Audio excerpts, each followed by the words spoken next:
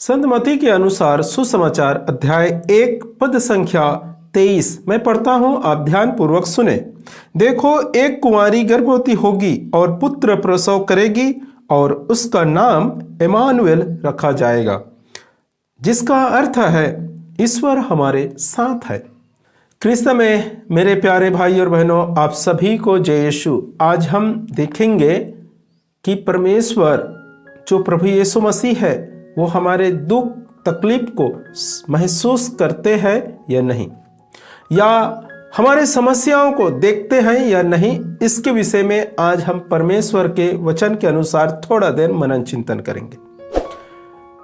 सबसे पहली बात क्या है, हमारे विश्वासियों के बीच में, ये सभी विश्वासियों के बीच में एक कॉमन से बातें जो है वो यही है कि जब हम अच्छे हैं, अच्छे भला हैं, और जब हम स्वस्थ हैं, हमें आर्थिक तंगी नहीं है, हमारे घर में कोई समस्या नहीं है, कोई पीड़ा नहीं है, तब तक हम प्रभु यीशु मसीह के भजन कीर्तन करते हैं, स्तुति गान करते हैं, सब कुछ करते हैं।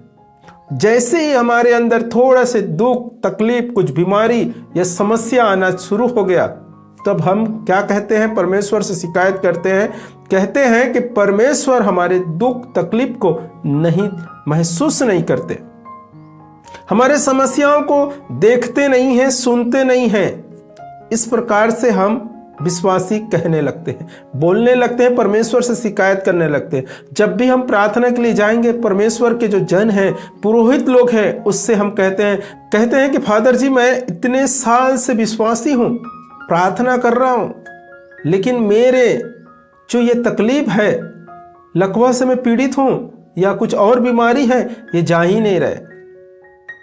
परमेश्वर मेरे तरफ से मुंह फेर लिया है, परमेश्वर मेरी दुख और तकलीफ को महसूस नहीं करते, देखते नहीं है। इस प्रकार से हम देखने को मिलता है, सुनने को मिलता है। लेकिन हम परमेश्वर के वचन में जब पढ़ेंगे तो परमेश्वर के वचन में कहता है कि देखो, एक कुंवारी गर्भवती होगी और पुत्र प्रसव करेगी और उसका नाम इम्मानुएल रखा जाएगा, जिसका अर्थ है ईश्वर हमारे साथ है। वो ईश्वर जिसने बाइबल में 3800 से ज्यादा वादा किया है सभी मनुष्यों के साथ। बाइबल में जब पढ़ेंगे तो उसमें मिलेगा 3800 से भी ज्यादा वादा किया है। उनमें से एक ऐसे वादा है जो हर एक विश्वासी विश्वास करते हैं, वो है अनंत जीवन। वो है अनंत जीवन, जिसने ईश्वर ने कहा यदि कोई प्रभु यीशु मसीह पे विश्वास करेगा और बपतिस्मा ग्रहण करेगा, उसे अनंत जीवन प्राप्त होगा। और उस वायदे पर विश्वास करके हर एक विश्वासी चलता है, वो ईश्वर ने वादा किया है। उसी प्रकार यहां पर हम देखते हैं एक और वादा जो किया है परमेश्वर, उसके बारे में देखते हैं। देखो, एक कुंवारी गर्भवती होगी और पुत्र प्रसव करेगी और उसका नाम इम्मानुएल रखा जाएगा, जिसका अर्थ है कि ईश्वर हमारे साथ। इस वचन पर, इस परमेश्वर की वादा पर भी हमें विश्वास करना है। जिस प्रकार हम उस दूसरे वादे पर विश्वास करते हैं कि हमें अनंत जीवन मिलेगा, परमेश्वर ने वादा किया है, उसी प्रकार इस वचन पे भी हमें विश्वास करना है, परमेश्वर की इस वादे पर भी विश्वास करना है कि ईश्वर हमारे साथ है। जब हमारे अंदर ये विश्वास जागरूकता हो जाएगा, जब हमारे अंदर से विश्वास जाग उठेगा, तब क्या होगा कि हम ये महसूस करेंगे कि ईश्वर हमारे साथ है। और ईश्वर जब हमारे साथ है, हम ईश्वर को धारण किए हैं, तो क्या हमारे दुख तकलीफ को ईश्वर नहीं देखते? क्या उसे महसूस नहीं करते? क्या उसे नहीं समझते? जरूर समझते हैं, जरूर देखते हैं। जब आप पढ़ेंगे संत योहन के सुसमाचार में अध्याय 11 पद संख्या 35 में, तो वहां पर लिखा है, ईसा रो पड़े। प्रभु यीशु मसीह लाजरुस की मृत्यु के बाद लाजरुस से जब उसके कब्र के पास मिलने गए, तो वहां पर लिखा है, प्रभु यीशु मसीह रोने लगा, प्रभु यीशु मसीह रोने लगे। इस प्रकार से वहां पर वचन है।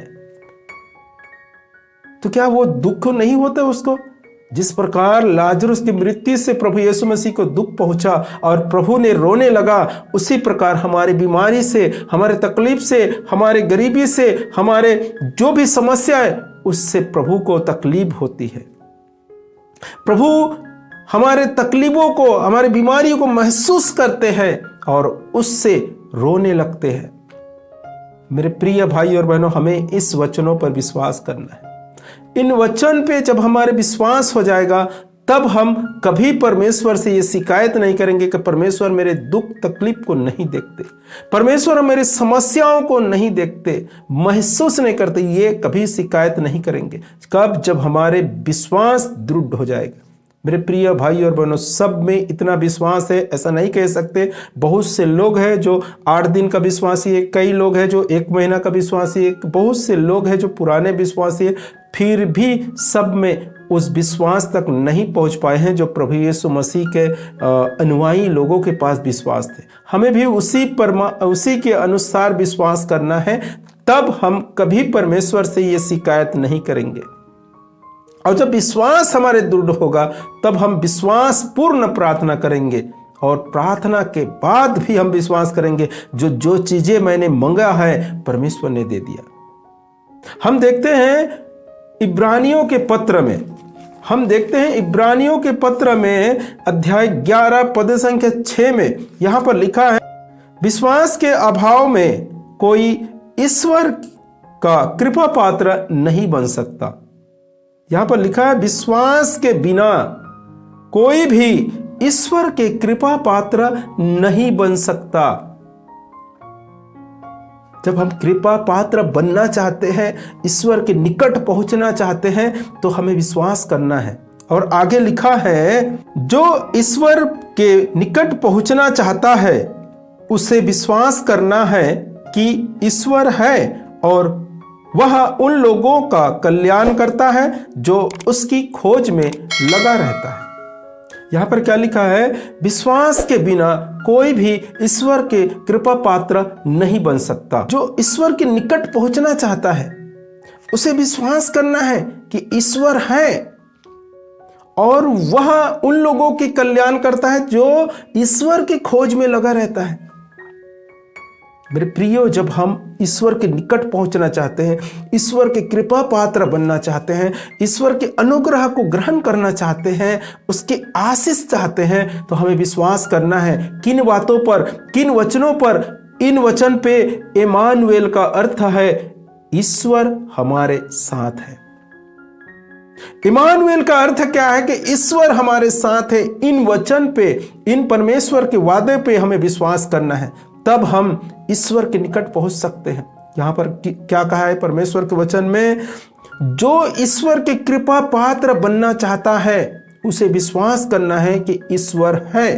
कहां है? हमारे साथ है, हमारे संग है, हमारे प्रार्थनाओं को सुनते हैं, उत्तर देते हैं, हमारे दुख तकलीफ को महसूस करते हैं। यही कारण है मेरे प्रियो कि हम ईश्वर ऊपर इल्जाम लगाते हैं कि हमारे दुख और तकलीफ को महसूस नहीं करते। लेकिन आज हम परमेश्वर के वचन में देख रहे हैं कि परमेश्वर हमारे अंदर है, परमेश्वर को हमने धारण किए हैं और परमेश्वर जब हमारे दुख तकलीफ में, जिस प्रकार लाजरुस की मृत्यु के बाद रोते हैं प्रभु यीशु मसीह, उसी प्रकार हमारे दुख तकलीफ में रोते हैं। तो कभी ये न कहें मेरे प्रियो भाई और बहनों कि ईश्वर हमारे दुख तकलीफ को नहीं देखते, ईश्वर हमारे नहीं सुनते। ईश्वर हमारे हर शब्द को सुनते हैं, हमारे हर एक दुख तकलीफ को देखते हैं। लेकिन हमारे अविश्वास के कारण हम ईश्वर की कृपा पात्र नहीं बन रहे। यदि हम विश्वास करेंगे तो ईश्वर के कृपा पात्र बन जाएंगे और परमेश्वर के आशीष हमारे जीवन में नित्य निरंतर रहने लगेंगे। परमेश्वर पिता आज इन वचन के अनुसार आपके परिवार को और आपको भरपूर मात्रा में आशीष प्रदान करे। आप सभी को जय यीशु।